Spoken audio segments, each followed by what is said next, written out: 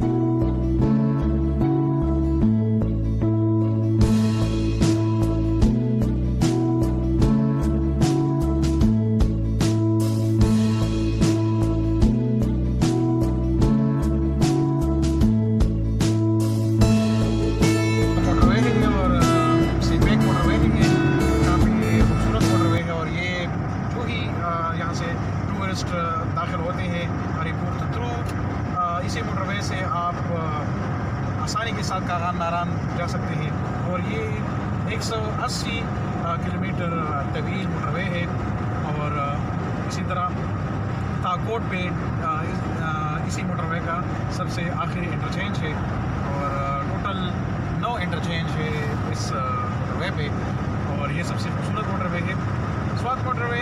और हज़ारा मोटरवे का फ़र्क ये है कि ये 3 लेन मोटरवे है जिस तरह की M1 है। और स्वात मोटरवे वो एक्सप्रेस वे है, वो 2 लेन है।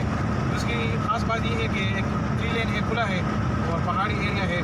तो हमारे साथ एंजॉय करिए। मेरा दोस्त है वकार साहब, काफ़ी खुश मिजाज बंदा है। और अब हम जा रहे हैं, एंजॉय कर रहे हैं। सैदुर रहमान साहब भी है जो कि कैमरा उनके पास है अभी। तो आप हमारे साथ रहिए और इस ट्रिप को एंजॉय करें।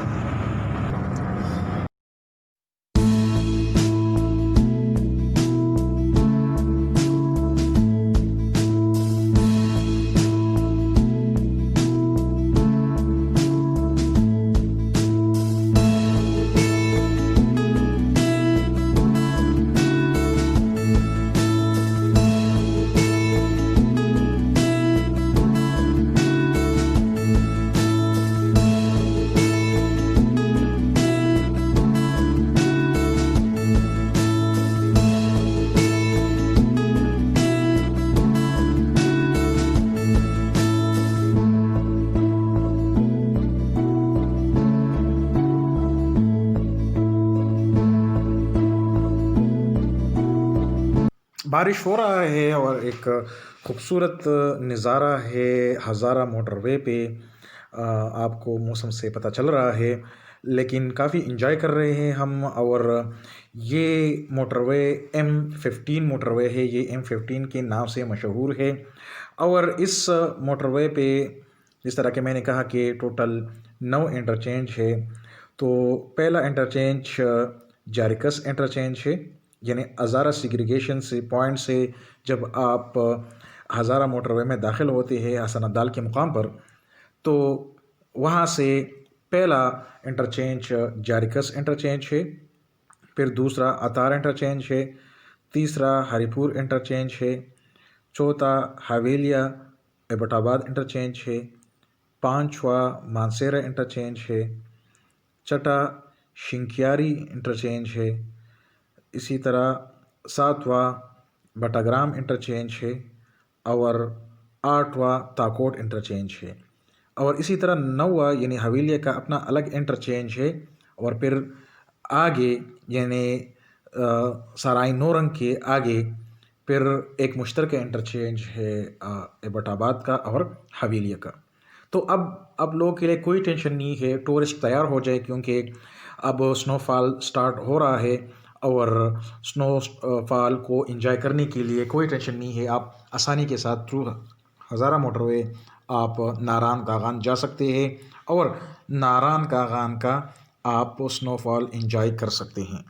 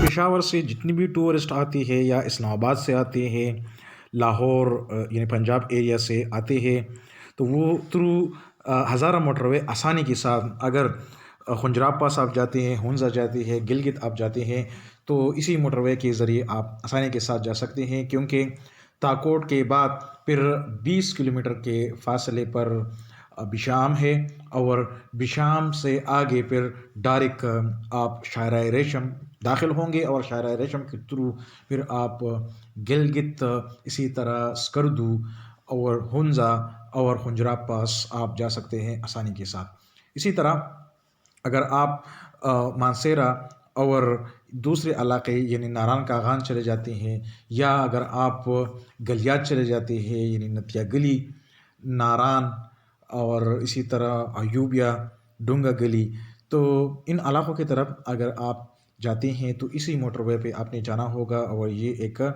आसानी है टूरिस्ट के लिए और काफ़ी सहूलत है। क्योंकि इससे पहले अगर आप नारान और कागान आते थे तो काफ़ी टाइम लगता था, यानी हरीपुर जीटी रोड पे आप जब आते थे तो तकरीबन एबटाबाद तक पहुंचने के लिए आपको तकरीबन 2 घंटे या 2.5 घंटे का टाइम दरकार होता था। लेकिन अब ये मसला नहीं है। अगर आप सीधा नारान कागान चले जाते हैं तो एबटाबाद के ट्रैफिक से आप बच जाते हैं। सीधा आप कलंदराबाद मानसेरा इंटरचेंज आप उतरें और वहाँ से फिर सीधा मानसेरा से आप नारान कागान जा सकते हैं। यानी हज़ारा सेग्रीगेशन पॉइंट से आप आसानी के साथ तकरीबन 1 घंटे में आप मानसेरा पहुँच सकते हैं। और अगर आप इससे पहले जीटी रोड पे जाते थे तो तकरीबन 3 घंटे में आप मानसेरा पहुंच सकते थे। तो काफ़ी टाइम अभी बचता है, काफ़ी सहूलत है टूरिस्ट के लिए। और ये एक खूबसूरत मोटरवे है, जिस तरह आप देख रहे हैं 3 लेन है, काफ़ी कुशादा मोटरवे है। और जब आप ट्रैवलिंग करेंगे, अब काफ़ी खूबसूरत मौसम है और मैं मौसम को एंजॉय कर रहा हूँ।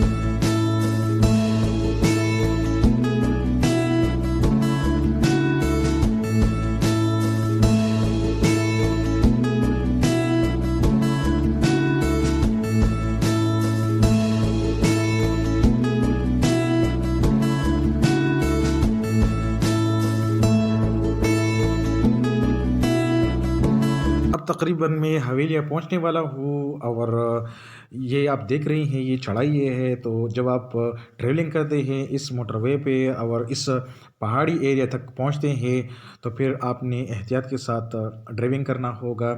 इस मोटरवे पे ब्रिजेस भी ज़्यादा है और हिली एरिया है। जब आप यहाँ दाखिल होते हैं, हवेलिया में दाखिल होते हैं और इसी तरह एबटाबाद में दाखिल होते हैं तो ये इस मोटरवे का सबसे खूबसूरत तरीन जगह है। और फिर आगे बटाग्राम और ताकोट इससे भी खूबसूरत है।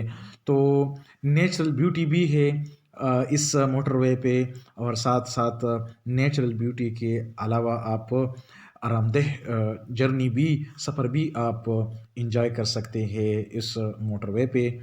अब मैं टूरिस्ट के लिए ये रिकमेंड करूँगा, अक्सर मुझसे टूरिस्ट पूछती है कि नारायण कागान में स्नोफॉल कब होती है, इसी तरह कालाम में और मलमजबा में स्नोफॉल कब होती है।